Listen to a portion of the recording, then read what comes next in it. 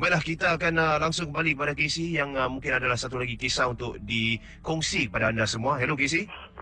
Ya, Zah, terima kasih. Mhm. Dan pendengar Ria 897, saya akan teruskan dengan kisah selanjutnya. Dan untuk anda yang baru saja hidupkan radio anda, saya berada di luar konti dan saya ada petik dua gambar dan uploadkan di Facebook saya. Anda boleh kunjungi Facebook DJ Jarak Kisi dan ada dua gambar yang saya petik membuktikan saya memang berada benar-benar di luar konti. Baik, awal tadi bila saya berjalan ni, kawasan ni ada tadi terperangkap atau bermuka tangan terkena dengan sarang laba-laba. Dan saya akan cuba ketengahkan. Sebenarnya awal tadi saya memang rasa seram sejuk dan sekarang pun rasa sedikit meremang-remang sebab biasalah cerita-cerita misteri seram ni kita akan mempunyai perasaan sedemikian, tapi saya akan cuba lawan dan kita akan teruskan cerita selanjutnya. Assalamualaikum warahmatullahi taala wabarakatuh. Casey dan juga para pendengar misteri jam 12. Nama saya Rafida.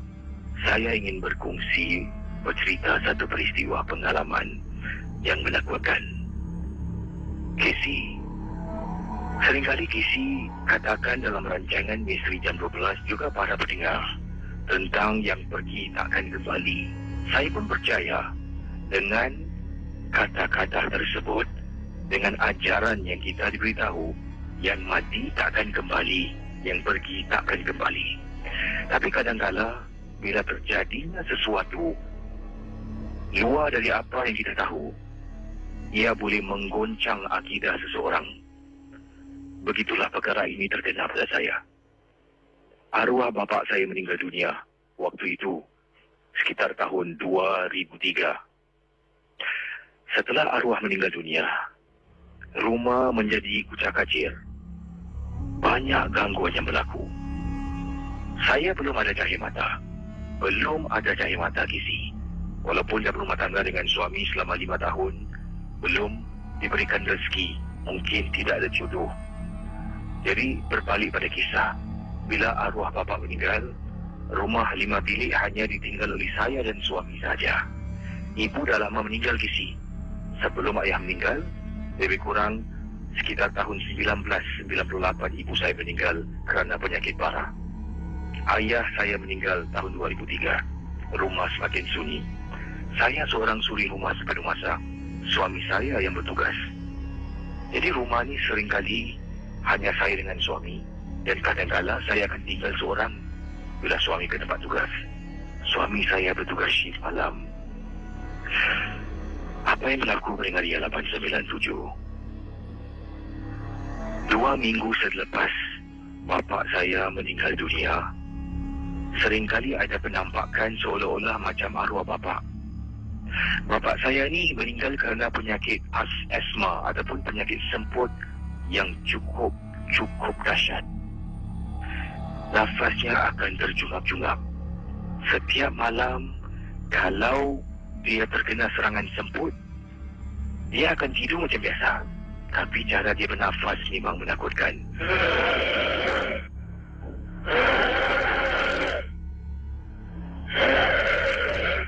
Mungkin itulah tarikan nafas yang dibuat oleh bapa kepada pendengar kita, Rafida, sebelum meninggal dunia. Jadi Casey bayangkan, 2 minggu setelah bapa saya meninggal, saya duduk dalam rumah seorang diri, sedang baring, nak lelapkan mata. Malam tu macam saya tahu akan berlakunya sesuatu yang tak benar. Sedang nak cuba kulit kiri, kulit kanan nak dapatkan tidur, saya terdengar Casey, suara bapa saya bernafas 2 minggu setelah dia meninggal dunia.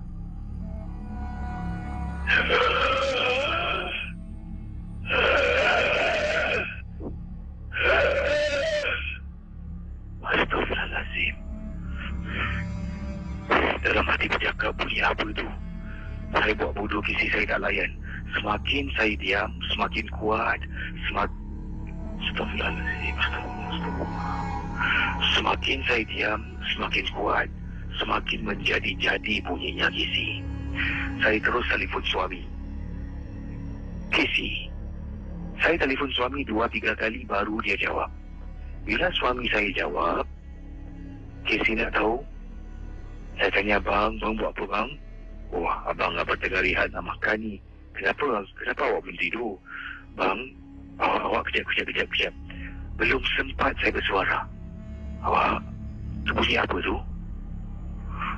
Ya Allah, bang, kenapa abang cakap, bang? Abang dengar, abang minta maaf, Abang, saya takut, bang. Abang dengar tak bunyi tu, bang? Abang dengar. Okey, awak tutup pintu. Saya dah tutup pintu, bang. Dah buka lampu, bang. Okey, awak iPhone ada surah-surah kan? Awak buka surah tu, tenangkan diri, Nanti abang cuba tanya kawan abang, boleh cover sekejap, abang balik, Abang balik cepat, bang, Tinggal 897. Rafida menantikan suaminya pulang. Setelah lebih kurang 45 minit, suami tak telefon. Dengar bunyi pintu terbuka. Rafida sangkakan suaminya pulang. Rafida pun bangun keluar dari bilik. Buka pintu, tengok ruang tamu gelap. Pintu depan tertutup rapat. Astaghfirullahaladzim. Casey, Rafida masuk balik, tutup pintu. Kemudian telefon suami abang, kat mana bang? Abang tengah driving. Lagi 15 minit abang sampai. Rupa-rupanya yang buka pintu, yang tengah orang masuk, bukan suami. Akhirnya, setelah suami pulang, suami suruh saya bungkuskan beberapa helai baju dan pergi ke rumah kakak untuk bermalam di sana. Suami hantar, kemudian suami terus bergegas ke tempat tugas. Dengar ya 897 FM. Hari-hari berikutnya, suami dan Rafida berusaha mendapatkan bantuan pakar. Setelah pakar datang menyimak rumah, gangguan bukan berhenti, masih juga ada, tetapi secara bertahap-tahap berkurangan. Terima kasih, Casey. Dan juga selamat tengah malam. Banyak terima kasih, Casey, atas sumbangan kiriman email yang telah pun anda bacakan tadi. Anda dah puas duduk kat sana, Casey? Dah gatal dah, kat luar ni. Dah gatal tu, masuklah balik. Saya kena nyamuk. Okey, saya lari sekarang. Okey, baik. Terima kasih. Okey. Baiklah para pendengar Misteri Jam 12. Lega sikit hati saya, Casey, nak balik kat sini. Bukannya apa, sekiranya anda mendengar dengan teliti tadi, banyak sekali saya tersasul-sasul. Sebab saya ni dah berada dalam keadaan keseorangan kat sini. Dan walaupun dalam keadaan yang terang, benderang, tapi sebenarnya sejuk. Bukan kerana aircon ni saya dah lower, tapi masih sejuk. Jadi kita akan menunggukan kehadiran JC. Saya pun macam nak pergi toilet ni, jadi saya akan putarkan sebuah lagu. Tapi jangan takut, tak lama. Jadi jangan ke mana-mana, akan kita kembali selepas ini. Yang ini dari Kak Putri katanya. Apa khabar Casey? Khabar baik. Kak Putri ingin berkongsi satu peristiwa dan kisah yang ingin Kak Putri ketengahkan ini berlaku di rumah jiran. Waktu tu sedang kunjungi rumah jiran sebelah yang dah pun berpindah lah. Jadi walaupun jiran sebelah dah tak berjiran lagi, tapi kami tetap berhubung. Ya, kami katanya sebabnya kami rapat dah macam adik-beradik sendiri. Jadi bila Kak Putri kata jiran sebelah berpindah, anaknya baru bersalin waktu tu, dan baru balik rumah dan masih dalam hari. Waktu kalau tak silap kakak baru 4 hari keluar dari hospital. Dan bila sampai di rumah tu agak lewat lah, sekitar pukul 8 lebih malam. Dan sedang kakak duduk di ruang tamu, katanya anak kepada kawan kakak ni dah pun penat, jadi dalam bilik tidur. Dapat masuk bilik sekejap lah, tengok cucu dia. Wah, comel betul, baring di sebelah ibunya. Jadi kami pun berdua keluar, tak nak ganggulah orang yang sedang berehat. Kakak pun duduk tanya khabar, sedang berbual-bual. Tiba-tiba sedang kakak bercakap ni dengan ibunya di ruang tamu, kisi 8 lebih malam, kakak terdengar bunyi suara bayi. Jadi kakak diamlah. Mungkin ibunya di dalam, ibunya akan uruskan. Makin lama makin kuat, bayi tu menangis tak henti-henti. Jadi terasa ganggu. Jadi kakak pun katalah, tegur pada kawan kakak jiran sebelah ni. Kata Kak Putri, tu cucunya nangis tak henti tu. Tengok kejap lah, maknya tak dengar ke? Lepas tu jiran kakak kata, mana ada budak nangis? Dekat telinga kakak ni dengar jelas sangat kisi budak nangis. Iya ke? Dengar tau. Jadi tak puas hati, kami berdua berdiri masuk dalam bilik. Memang benar, budak tu, anak tu, cucunya lah, dengan ibu sedang nyenyak tidur di atas katil. Kemudian keluar balik. Bila keluar, perasaannya berbeza. Mula-mula nak ajak berbual, Kemudian dah bertukar menjadi sesuatu yang tak dapat dilupakan. Kemudian kakak kata, okey, tak apalah, aku balik dululah. Pendengar Ria 897 FM. Bila Kak Putri balik, kakak memandu Casey. Jalan menuju ke tempat letak kereta. Ingat lagi, tempat ini di kawasan Admiralty. Naik atas tingkat 4. Sebab itulah parking yang kosong. Bila dah masuk 8 lebih malam, bila sampai, sedang berjalan, masih dengar suara bayi Casey meringik, tak tahulah datang dari mana. Kakak hanya istighfar dan baca apa yang tahu. Sampai dalam kenderaan, kakak terus putarkan CD-CD surah suci. Sepanjang perjalanan Casey, dari Admiralty, kakak pulang ke rumah kakak, iaitu bertempat di kawasan Bishan. Kakak baca tak henti-henti.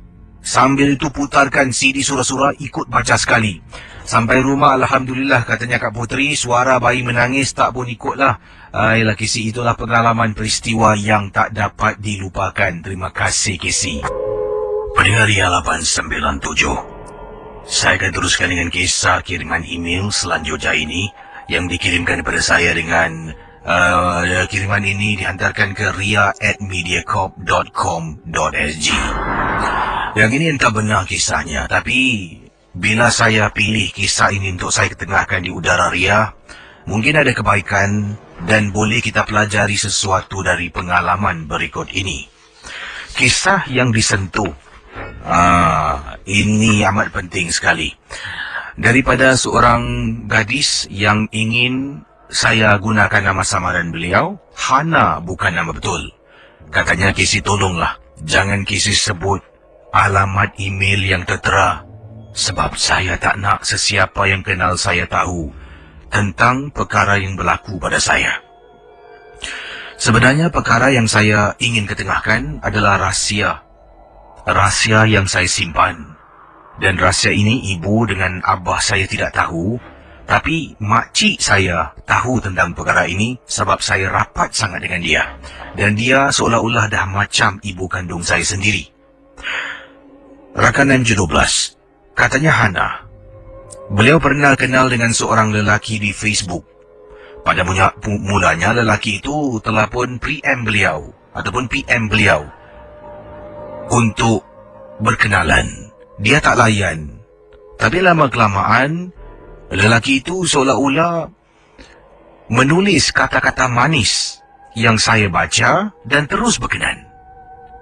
Dipindikkan cerita, sebenarnya kata-kata puitis yang ditulis bukan puitis.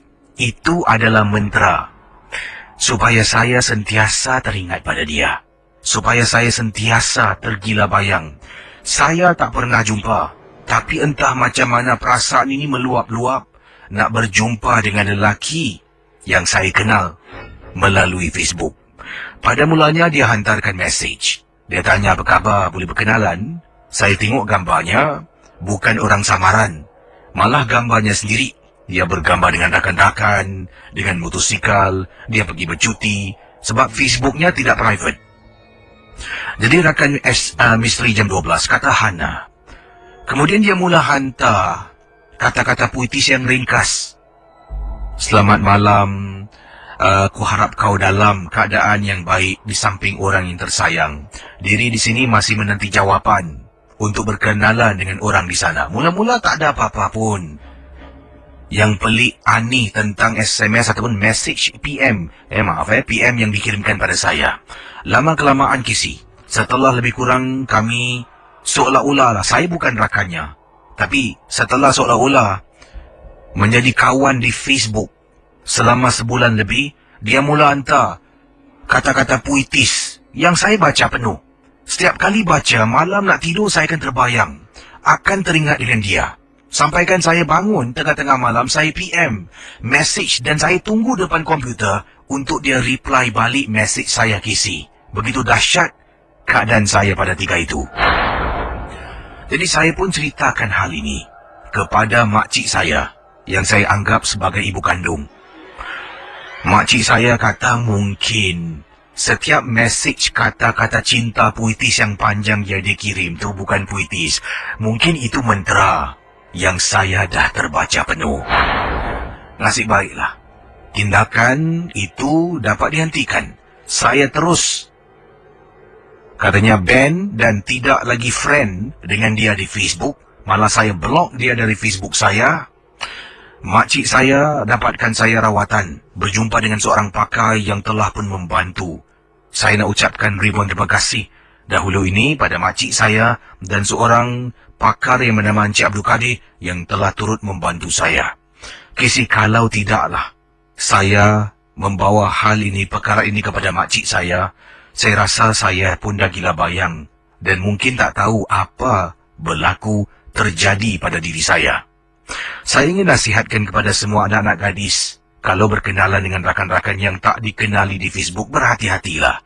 Nak-nak bila lelaki tersebut mula kirimkan kata-kata puitis yang panjang berjela, jangan baca. Jangan terjerat. Terima kasih, Casey. Hello? Ya, halo. Hello, siapa di sana? Saya Iba sini. Iba, ada kisah seram yang ingin anda ceritakan? Okey, saya kerja sebagai security guard. Okey, waktu ni saya bertugas dekat Pioneer Road. Saya relief guard lah. So, dekat situ memang tempat dia keras lah. Normally kalau pergi clocking, kita bergila-gila lah pasal 2 orang kan. Jadi bila waktu saya pergi clocking, perkara macam benda-benda macam ini bagi saya biasa lah. Jadi satu ketika tu kawan saya cakap, Iba, Nari kau tolong aku clocking boleh tak? Jadi saya cakap, kalau seminggu 5 kali aku asyik tolong kau aja, ini macam tak payah kerja lah, saya cakap. Sekali dia cakap, tak adalah tempat ni keras. Saya cakap, keras kasih lembut lah. Otomat lah, saya cakap, kau kerja, aku pun kerja. Jadi dia cakap saya, kalau kau nak tolong, tolong. Tak nak tolong, tak apa lah, dia cakap.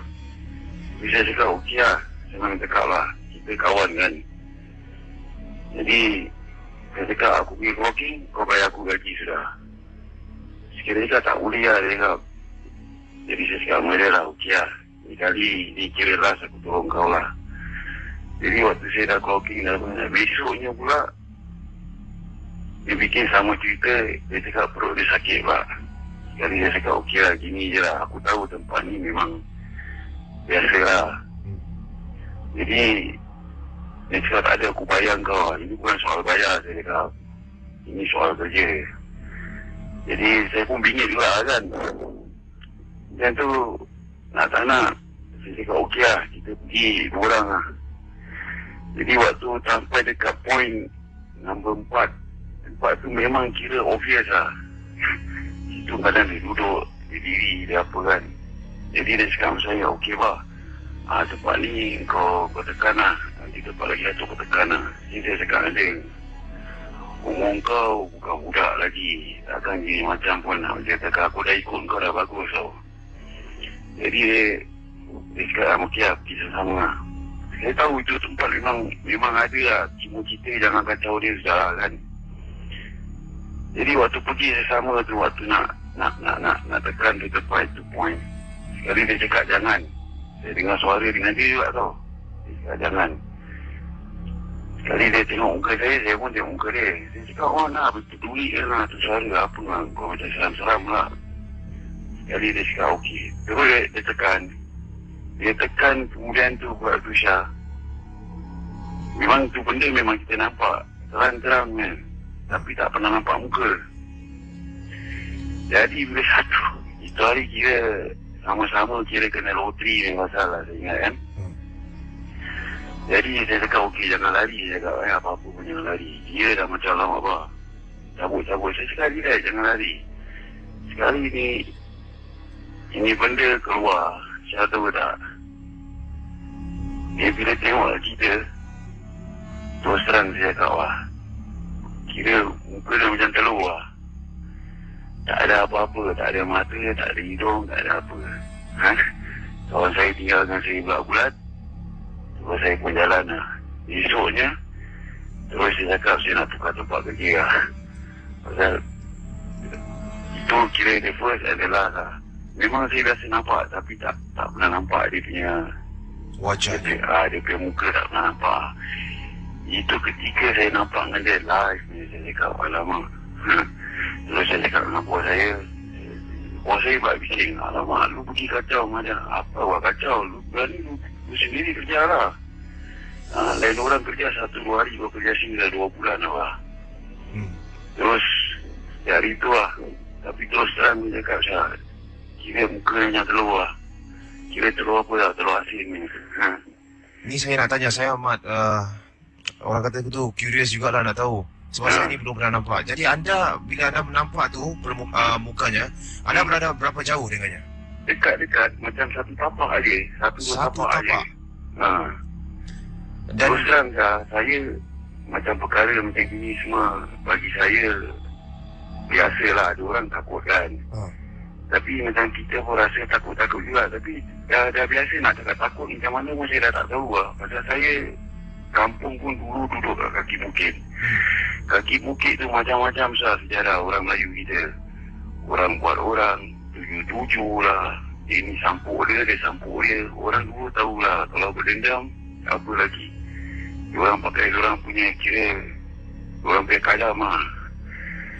Jadi perkara macam ini kira lumrah. Kadang saya jaga tempat nasi merot pun sama juga.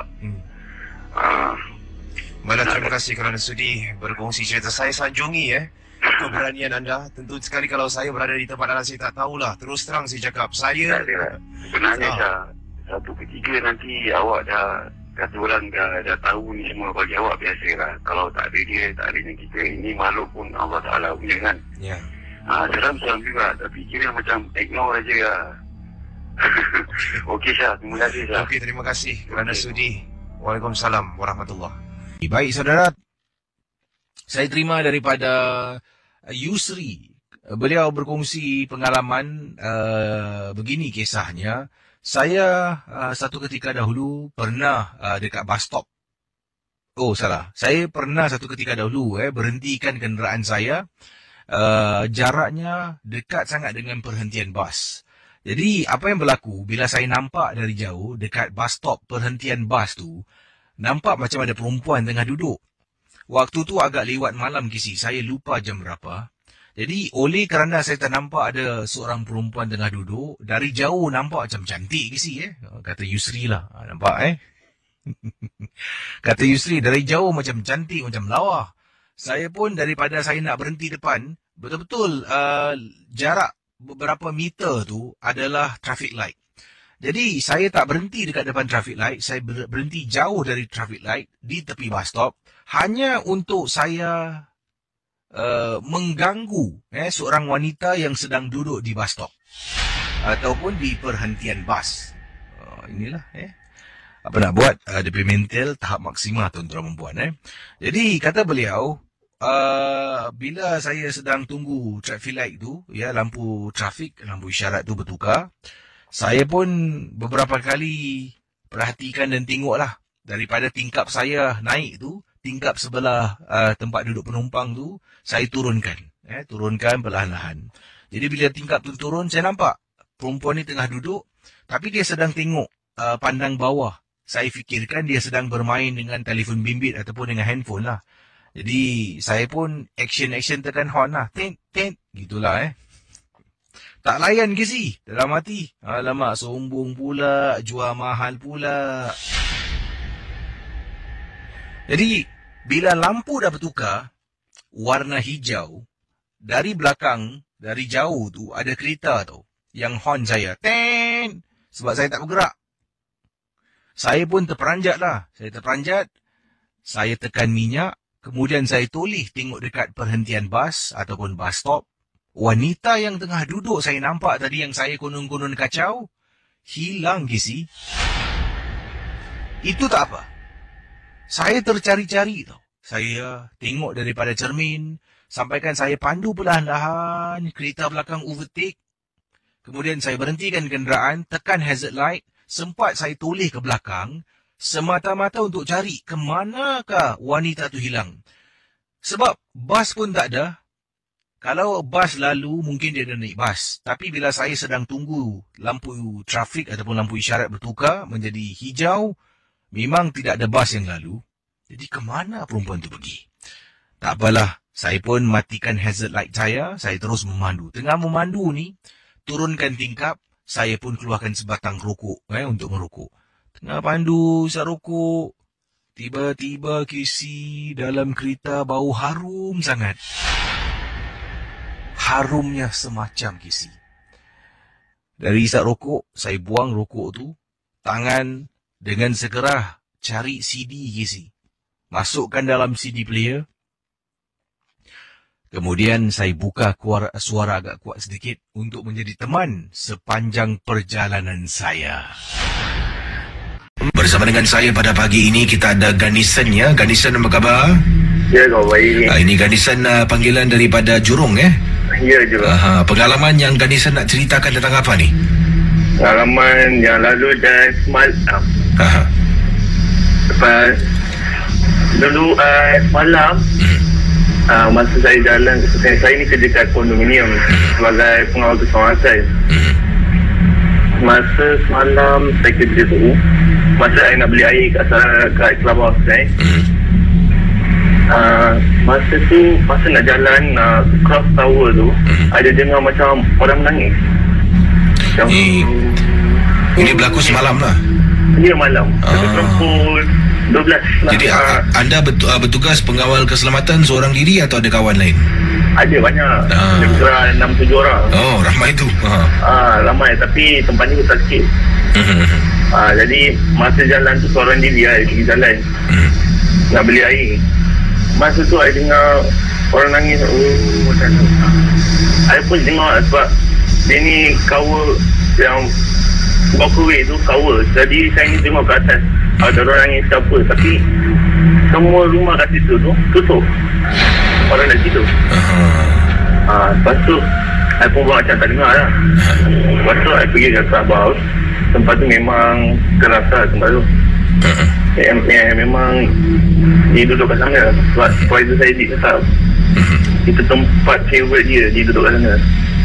Saya perempuan macam tak nampak je lah. Lepas tu masa saya beli air tu, saya dengar bunyi menangis yang pitch dia sikit. Macam tu. Lepas tu saya pun buat macam tak dengar. Saya pun beli air, datang ke depan. Lepas tu saya pun cakap dengan supervisor saya. Dia cakap mungkin kacau ke apa kan pun kan tak tahu je lah, tak endah je lah. Tapi malam tu masa nak pergi rest saya tengah cakap dengan phone dengan kawan saya.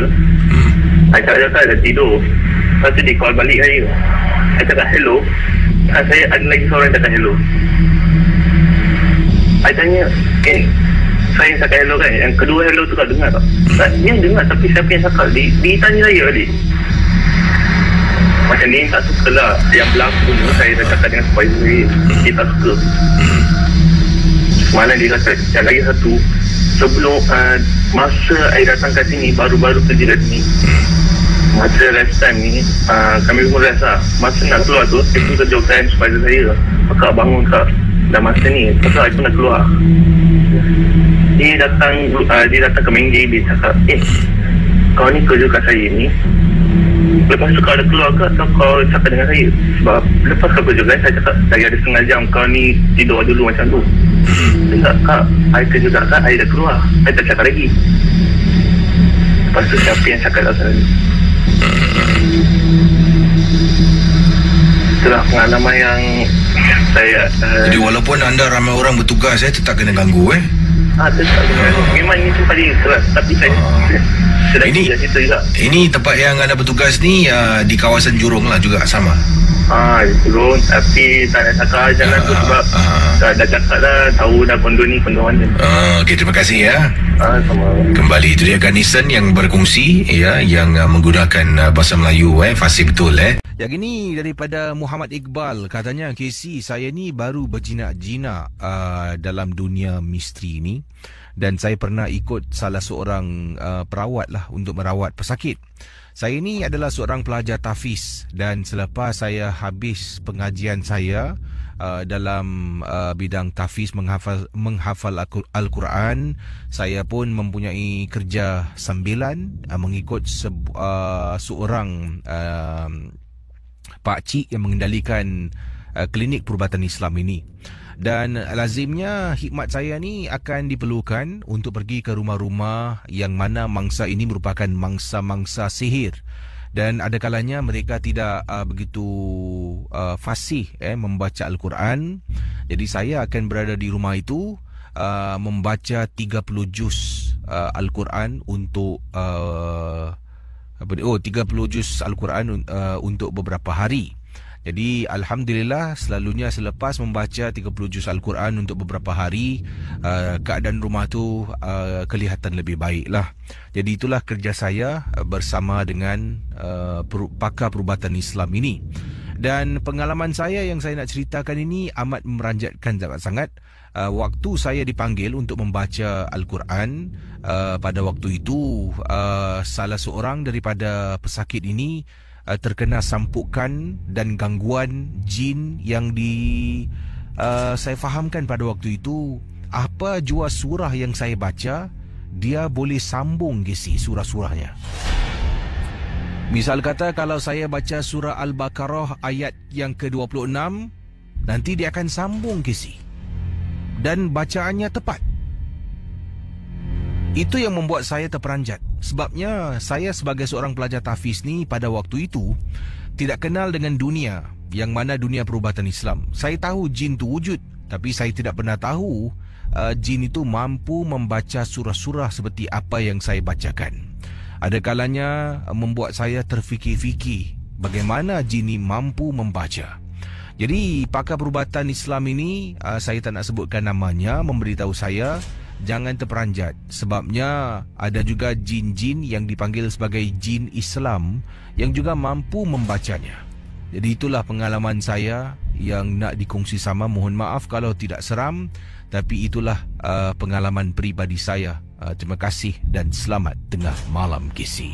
Jadi itu dia kisah. Terima kasih pada anda yang sudi bersama dengan saya di Ria 897 FM, yang sudi berkongsi pengalaman dan sebagainya. Saudara, kalau ada kisah misteri, anda boleh hubungi saya sekarang di 66911897. Kiriman berikut ini adalah kiriman email yang ingin saya bacakan sementara saya nantikan panggilan anda. Ini dari pengirim kita bernama Budi. Cuma jatuh pula email sekejap. Okey. Budi berkongsi pengalaman. Beliau bertugas sebagai seorang pegawai polis lah, dan katanya polis ni antara tugasan kena buat rondaan pada waktu-waktu tertentu. Dan kejadian ini berlaku, katanya Budi, ketika beliau sedang buat rondaan di multi-story car park.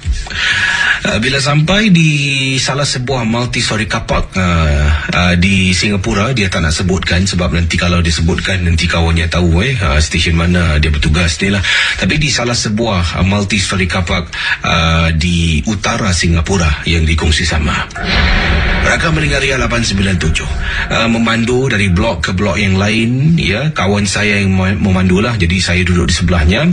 Bila naik multi-story car park, kalau tak silap saya lantai 4B ataupun 4B, saya terasa sesuatu masuk daripada pintu. Saya nampak dari jauh.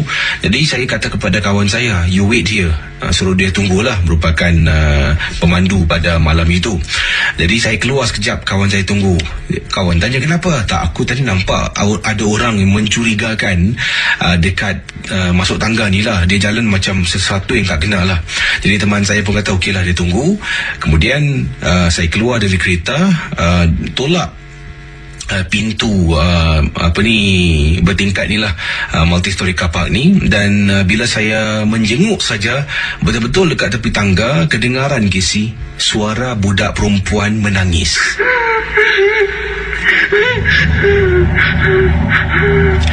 Jadi katanya Budi, bila ada dengar budak ni yang menangis, saya tengok ada orang menangis lah. Saya pun tegur lah budak ni, excuse me ma'am. Saya tanya dia apa dia buat kat sini. Saya tengok ni macam budak Melayu. Jadi saya cakap Melayu lah, apa awak buat kat sini malam-malam, kenapa dengan awak okey tak? Hello, awak okey tak? Jadi saya pun tolak pintu, tarik pintu tu. Saya menjenguk luar, saya panggil kawan saya lah. Kata, bro, come. Kawan saya pun letakkan kenderaannya di tepi tu. Dia keluar dari kereta. Kemudian saya keluar daripada pintu tu sekejap. Kawan saya tanya, kenapa? Why? What happened? Saya pun jelas lah. Saya beritahu dia, ada budak mungkin usianya 15-16 tahun tengah duduk dekat tangga menangis. Jadi dia tanya saya, apa lagi? Tak tahu nak berbual lah ni. Jadi saya pun panggil dia. Dan sebenarnya takutlah sorang-sorang nanti boleh kena tuduh kita molest dia dan sebagainya. Sebab tu saya panggil kawan. Kawan saya masuk tolak pintu. Mana budak ni? Tengok atas tak ada, tengok bawah tak ada. Jadi saya kata pada kawan saya, okay, you go down, I go up. Saya naik daripada tingkat 4B, naik tingkat 5, pusing sampai dekat rooftop, tak nampak orang. Kawan saya turun bawah, saya walkie dia, tak ada orang juga. Naik atas balik, keluar dari pintu tu, katanya Budi. Kawan saya tanya, kau betul tak kau nampak orang? Aku yakin aku nampak perempuan tadi duduk sini. Mana dia hilang? Itulah Casey, takkan sekelip mata budak ni boleh hilang. Jadi bila dalam perjalanan turun ke bawah ni, pusing, tak nampak juga budak perempuan. Tak tahulah, mungkin yang saya nampak tu orang ada buat salah, dia lari dari polis. Ataupun mungkin yang saya nampak bukan manusia. Terima kasih. Selamat tengah malam dari Budi, pegawai polis. Baik pendengar Misteri Jam 12, satu lagi kisah sebelum saya berehat seketika dengan berkongsi lebih banyak lagi pengalaman-pengalaman anda. Ini bercakap tentang gerai makanan. Saya ada mengumpul beberapa kisah berkaitan dengan gerai makanan. Ini datang daripada Nora. Kata Nora, saya pernah meniaga Casey. 2 kali meniaga gagal. Saya sebenarnya tidak ingin menyalahkan orang, akan tetapi saya hanya berkongsi pengalaman saya.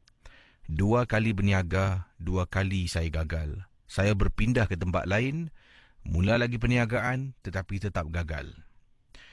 Apa yang terjadi? Saya dapat tahu gerai saya telah pun disihir. Ya, mungkin ada yang tidak boleh terima.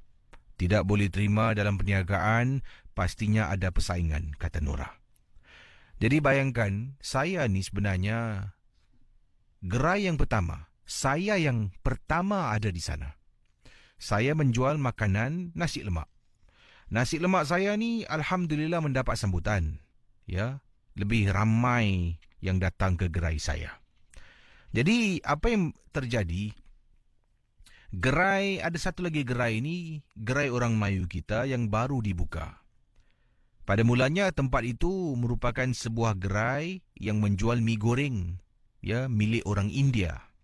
Jadi selepas orang India tu mungkin tutup kedai, saya tak pasti kenapa, gerai itu diambil oleh seorang ataupun oleh sebuah keluarga Melayu. Pada mulanya memang tidak ada apa-apa persaingan di antara kita. Saya memang tidak pernah fikir tentang persaingan. Malah pada pandangan saya, kalau dia jual nasi lemak pun sama macam saya tak boleh cakap yang dia tiru saya. Sebabnya di Singapura ni banyak lagi tempat lain pun yang menjual nasi lemak. Mungkin saya pula tiru mereka. Jadi sebab itulah pada pandangan saya, rezeki di mana-mana, rezeki ini adalah pemberian Allah. Kita hanya berusaha dan bekerja dengan jujur, dengan amanah, dan rezeki akan datang dengan sendirinya. Casey, mulanya saya dapat tahu mereka menjual nasi ayam dan juga goreng-gorengan seperti nasi goreng, mi goreng dan sebagainya. Itu 2 jenis makanan yang mereka jual. Apabila mungkin agaknya melihat queue yang begitu panjang di gerai saya menjual nasi lemak, mereka mula juga menambahkan menu nasi lemak dalam menu mereka. Ya. Jadi apa yang berlaku bila mereka jual nasi lemak, queue saya ni kalau panjang, yang tak sanggup nak beratur akan pergi ke gerainya. Saya tak kisah. Kita berkongsi. Kalau untung, sama-sama untunglah. Tapi masalahnya sekarang, saya rasalah pada pandangan saya, kata Nora, empunya diri ni, kalau boleh dia nak bulut semua pelanggan-pelanggan saya, suruh melanggani ataupun pergi ke gerainya.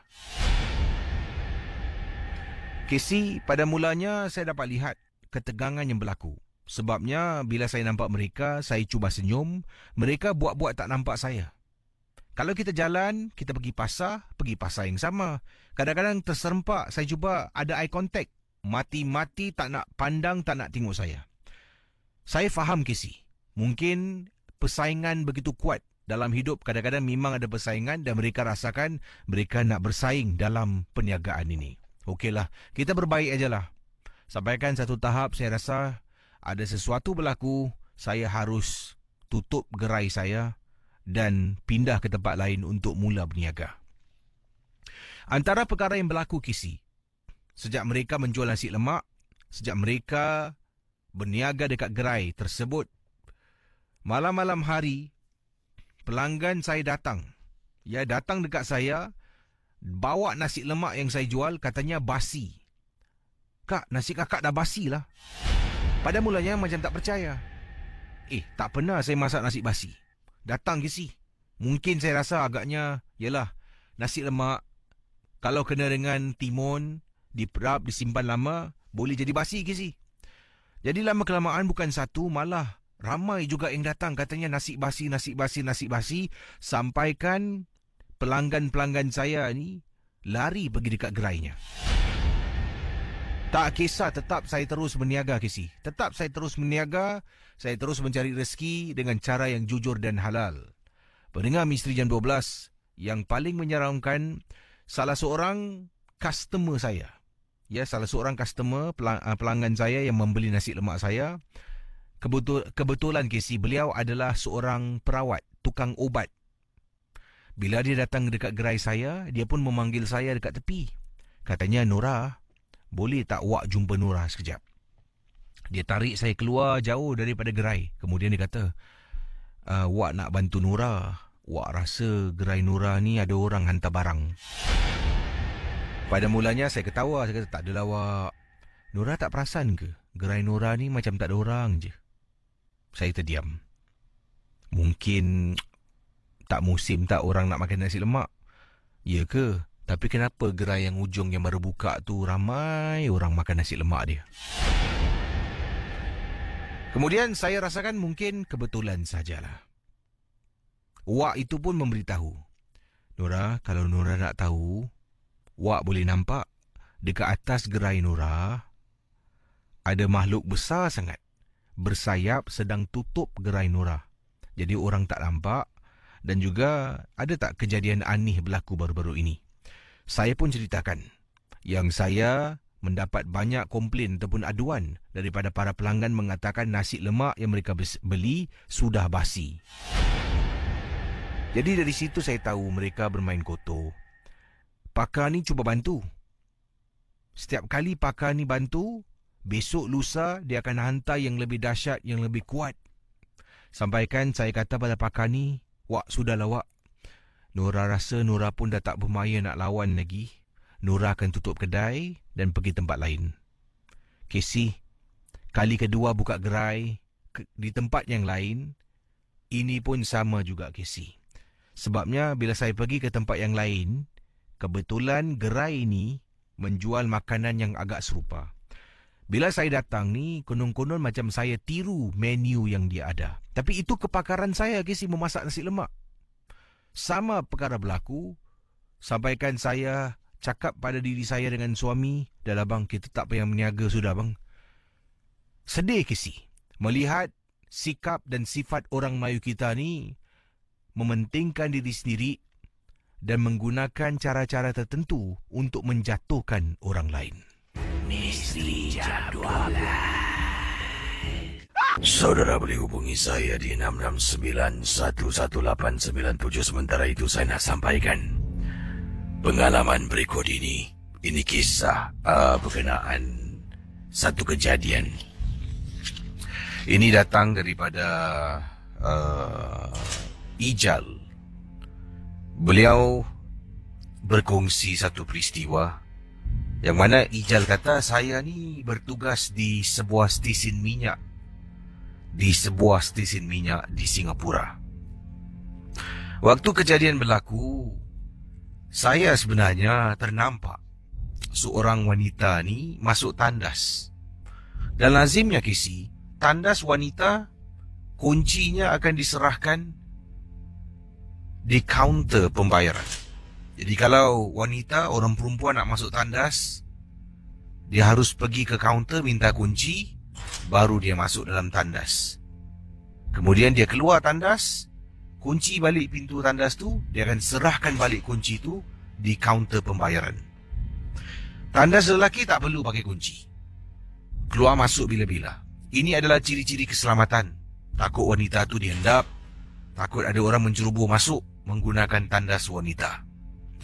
Jadi kejadian ini berlaku waktu tu belum ada kereta masuk. Tapi ada seorang wanita kisah saya nampak masuk dalam tandas. Masuk dalam tandas dan saya nampak dia tutup pintu tandas. Jadi maknanya dalam tandas wanita tu ada orang. Tengah duduk bermain dengan handphone dekat tepi. Tiba-tiba saya ternampak seorang perempuan lagi datang. Kunci tandas wanita ni seringkali menggunakan keychain yang besar Casey. Ada keychain ni sebesar 2 telapak tangan. Besar.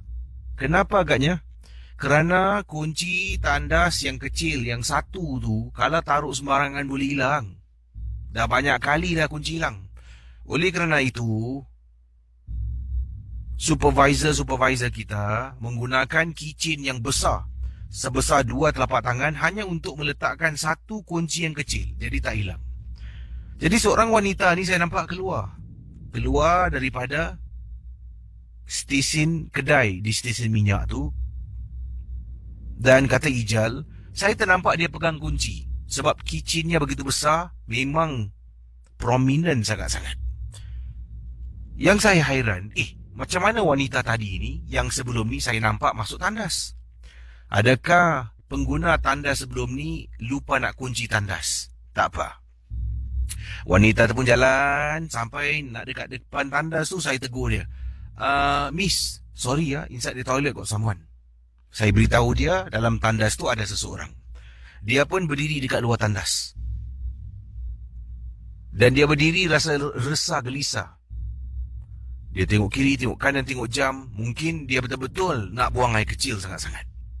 Jadi saya pun angkat tangan, lambai-lambai dekat wanita tu, suruh dia ketuk pintu tandas. Wanita tu ketuk. Saya ni tengah duduk, perhatikan dari jauh. Tak ada respon Casey. Ketuk lagi. Kemudian saya dapat lihat wanita ni, dia tarik pintu tandas. Pintu tandas dikunci Casey. Ini bermakna dalam tandas tu ada orang. Ketuk-ketuk lagi. Tak keluar-keluar. Rasa macam Jadi wanita ni bertanya pada saya, you sure inside got someone? Saya pun beritahu, saya nampak ada orang masuk. Kenapa tak ada respon Ketuk lagi. Saya pun tolong dia ketuk. Tak apa. Kemudian saya kata, okay, you try opening the door. Saya suruh dia buka pintu. Dia pun masukkan kunci, pusing kunci tu. Dia tarik pintu. Tandas gelap. Dalam tandas tak ada orang. Dia tengok saya. No one lah inside. Ayo, you ah. Saya kena marah Casey. Dia masuk tandas, tutup pintu.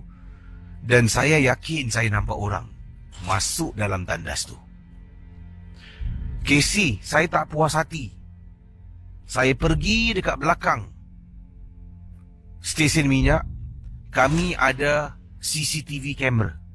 Saya ulang balik dekat waktu yang saya nampak ada orang masuk tandas. PS, katanya di sini sebenarnya saya tak dibenarkan untuk tengok video kamera tu. Tapi saya tak percaya yang wanita tu kata tak ada orang. Saya cuba rewind dekat tepat pada waktunya, saya tengok. Memang tak nampak orang pun Casey. Tak ada orang lalu, tak ada orang tarik pintu, tak ada sesiapa pun. Sampailah wanita ni keluar, dia tunggu, dia pusing tengok saya, dia angkat tangan, dia ketuk pintu tandas. Langsung tak nampak orang, tapi saya yakin bila saya tengah duduk, saya nampak ada perempuan masuk dalam tandas tu. Kalau Casey nak tahu, ini adalah salah sebuah stesen minyak di kawasan, tak perlulah saya sebut, barat lah, di kawasan barat Singapura. Kisah berikut ini adalah satu peristiwa yang ingin saya sempurnakan, datangnya daripada pendengar kita. Dan pengalaman ini dari seorang pendengar kita bernama Seri. Seri katanya, saya adalah seorang pendengar MJ12 yang suka sangat mendengar rancangan ini setiap malam. Walaupun ada kalanya saya takut, dan saya sedang mendengar sekarang ini kiriman email saya dari Bandar Baru Uda. Okey. Katanya Seri, peristiwa yang saya nak ketengahkan apabila saya pulang agak lewat malam. Setelah saya pergi rumah kakak ipar lah, duduk di sana. Suami saya ni kerja kapal, jadi jarang ada di rumah. Paling-paling pun kalau dia duduk rumah, dia akan keluar dan akan terus bekerja. Kadang-kadang selama 3 minggu hingga 3 bulan. Wah, lama tu akan berada di rantauan lah, khususnya di atas kapal. Dan saya lazimnya akan berada di rumah seorang diri. Dan selalunya saya akan duduk di rumah kakak saya. Sebabnya rumah saya ni seorang, dan suami selalu nasihatkan saya, kalau mungkin rasa tak sedap hati, takut, ataupun ada kes-kes jenayah di kawasan rumah, dinasihatkan saya tidur di rumah kakak ipar. Jadi malam tersebut ni saya baru saja dalam perjalanan pulang dari rumah kakak ipar saya, nak pulang ke rumah. Saya nak ambil pakaian saya lah, kerana kakak ipar tiba-tiba mengajak untuk bercuti seketika di Kuala Lumpur lah. Jadi saya ni orang Johor, kakak pun orang Johor, jadi nak bercuti ke Kuala Lumpur. Dan saya cakap okeylah, saya balik dulu ambil pakaian, dan juga saya perlu ambil barang-barang yang lain lah, sepertinya tuala mandi, dan juga saya rasa ni apa ni, okey, ni dah okey. Jadi katanya Seri, bila dalam perjalanan tu kakak ipar saya tanya, bila nak keluar tu, nak balik, kakak ipar tanya, kau nak aku teman? Jadi saya pun kata, tak apalah kak, tak payahlah, kat di rumah sudah, nanti anak nak bangun cari susah pula. Okeylah. Jadi kakak ipar saya berada di rumahnya, saya pun langsung ke kenderaan, memandu dan pulang ke rumah untuk ambil barang-barang peribadi lah, untuk bercuti seketika. Suami berada di rantauan, dan itu adalah minggu yang pertama suami akan berlayar, sekitar sebulan pada ketika itu. Jadi saya pun pulang, sedang memandu dari jauh ni. Rumah saya adalah rumah teres 2 tingkat, dan berdirilah berhampiran dengan rumah-rumah jiran yang lain. Dari jauh saya memandu ni, saya perasan di atas bumbung rumah saya seperti ada orang sedang duduk, tau Casey. Saya nampak dengan jelas dari jauh bumbung rumah saya seperti ada orang tengah duduk.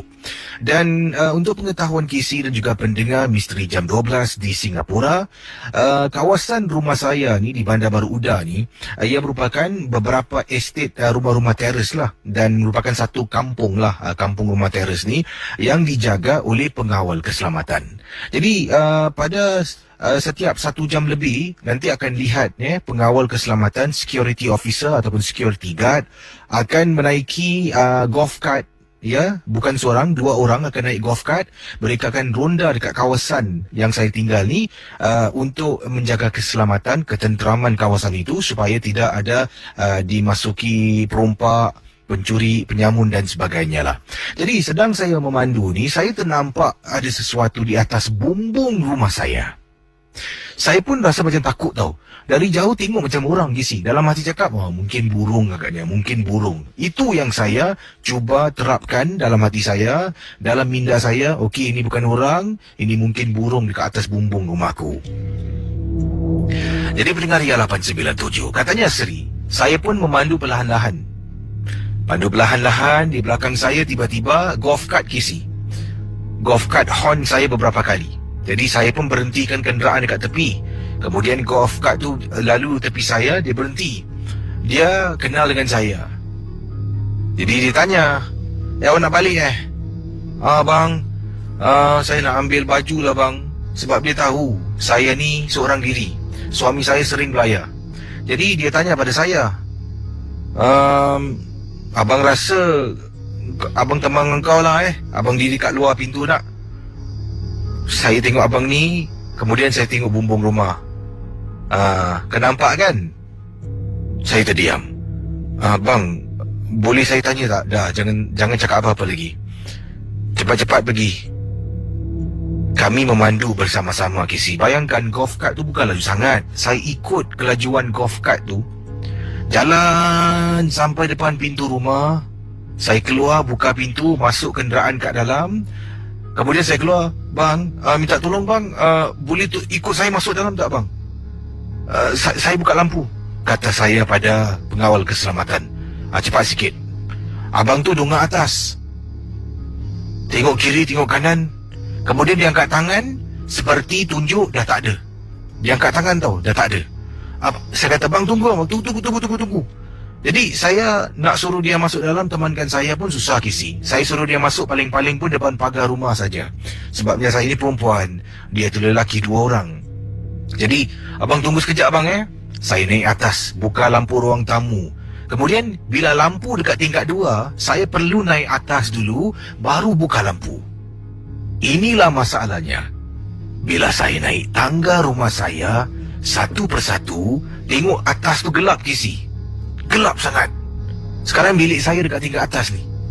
Sebelum sempat saya capai suis lampu untuk hidupkan lampu, saya ternampak, Casey. Ya Allah, Casey. Seperti kelibat seseorang masuk dalam bilik spare yang ada di rumah saya.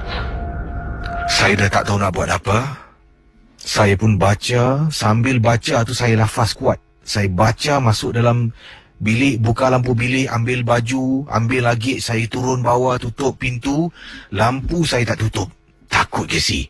Kemudian saya keluar, pergi ke kenderaan. Saya kata pada abang pengawal keselamatan, terima kasih bang Sama-sama. Dan abang tu ceritakan pada saya, engkau ni jarang ada rumah. Rumah engkau ni selalu gelap. Sebabnya, Casey, memang betul. Saya selalu duduk rumah kakak ipar bila suami pergi belayar. Rumah engkau ni selalu gelap. Abang rasa sebab itulah dia pilih rumah engkau untuk duduk. Engkau ada baiknya kalau ada masa dengan ada duit sikit, engkau panggil ustaz datang, simar rumah, buat doa selamat sikit dalam rumah engkau tu terima kasih bang Dan kemudian saya berlalu pergi dan tinggalkan kawasan rumah saya. Itulah pengalaman saya, Casey. Terima kasih dan juga selamat tengah malam. Misteri Jam 12. Kisah berikut ini datang daripada Kak Latifah berkongsi, Casey, kejadian ini berlaku, saya pernah telefon anak saya di hospital. Sedang saya berbual dengan dia, dalam perbualan kami, tiba-tiba seolah-olah macam ada line yang kedua masuk. Sedang saya berbual dengan anak yang berada di hospital. Bayangkan, Casey, kata Puan Latifah. Sedang cakap, macam mana dah bagus. Saya tidak sempat untuk datang menziarahi anak saya pada waktu itu. Sebelum ini saya telah pun datang ke hospital untuk ziarah beliau, tapi ada waktu yang saya tak boleh pergi sebabnya suami saya bekerja. Jadi saya terpaksa duduk di rumah dan hanya berbual bertanya khabar dengan dia. Saya sedang bercakap dengan anak saya di telefon rumah. Apabila saya terperanjat, terdengar suara yang paling menakutkan, seolah-olah suara garau yang ada di hujung talian. Ini anak saya yang masuk hospital ni adalah anak perempuan saya. Saya gunakan nama samaran mungkin Ida, bukan nama sebenar. Hello Ida. Ni Mak lah. Mak, ada apa Mak? Minta maaf lah dah semalam hari ni Mak tak dapat datang. Yalah, Mak ni kan kalau bapak kau tak ada, Mak takkan datang. Susah nanti nak jalan sana, jalan sini. Tak apalah Mak, saya faham. Ni Ida tadi makan apa Ida? Doktor dah kasih ubat belum Ida? Anda bayangkan. Jadi kata Kak Latifah, ketika sedang berbual dengan anak ni, tiba-tiba suara garau tu masuk. Saya ingatkan, saya tengah cakap-cakap dengan anak, tanya khabar, cakap pasal hospital, makan ubat, dah makan ke belum. Keluar suara garau, ingatkan anak saya ni tiba-tiba tertidur dan berdengkur. Saya pun kata, dah?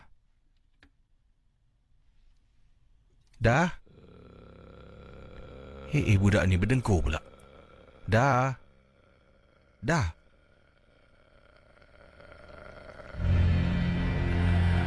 Pendengar Ria 897 FM.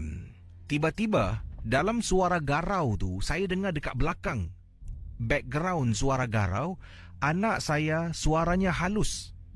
Memberitahu saya dengar. Katanya, Mak, mana orang ada tidur? Kenapa Mak cakap tidur?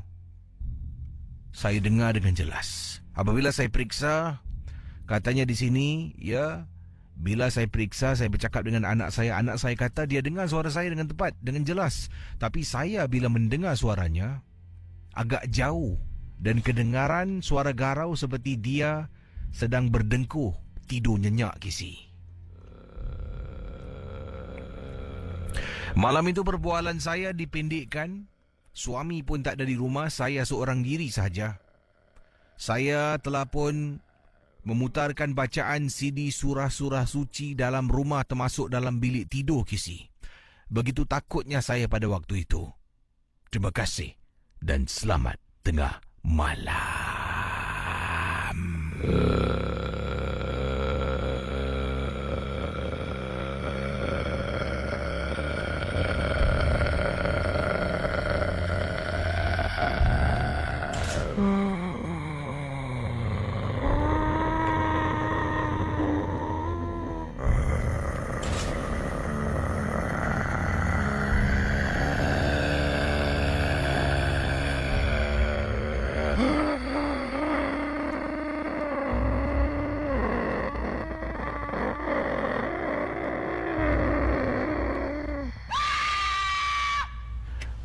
Seram pula kisah Kak Latifah berkongsi pengalaman. Akhirnya perbualannya terganggulah. Kak Latifah kata beliau terpaksa letak telefon kerana dah tak tahan, terlampau takut bila mendengar suara garau di talian yang beliau gunakan untuk berhubung dengan anaknya.